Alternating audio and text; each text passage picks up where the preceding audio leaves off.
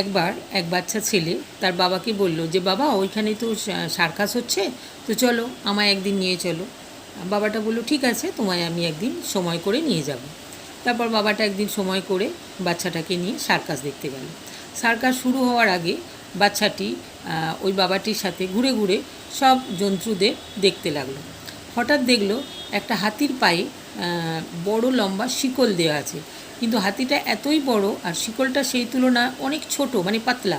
ও ছিঁড়তে পারে, কিন্তু হাতিটা ছেঁড়ার কোনো চেষ্টাই করছে না, ও এই শিকল বাঁধা অবস্থাতেই আছে।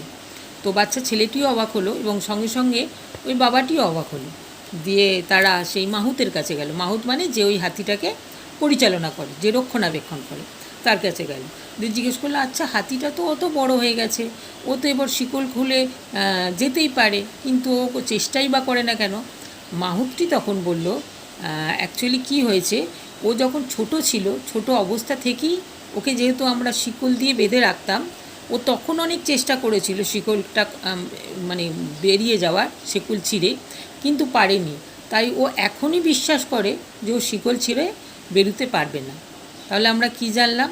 যে আমরা কোনো কাজ করতে গেলে আমাদের বিশ্বাস থাকা দরকার যে আমরা এটা পারবো, তবেই আমরা পারবো, আদারওয়াইজ কিন্তু আমরা পারবো না। আগে আমাদের বিশ্বাস থাকতে হবে এই কাজটা আমরা করতে পারবো।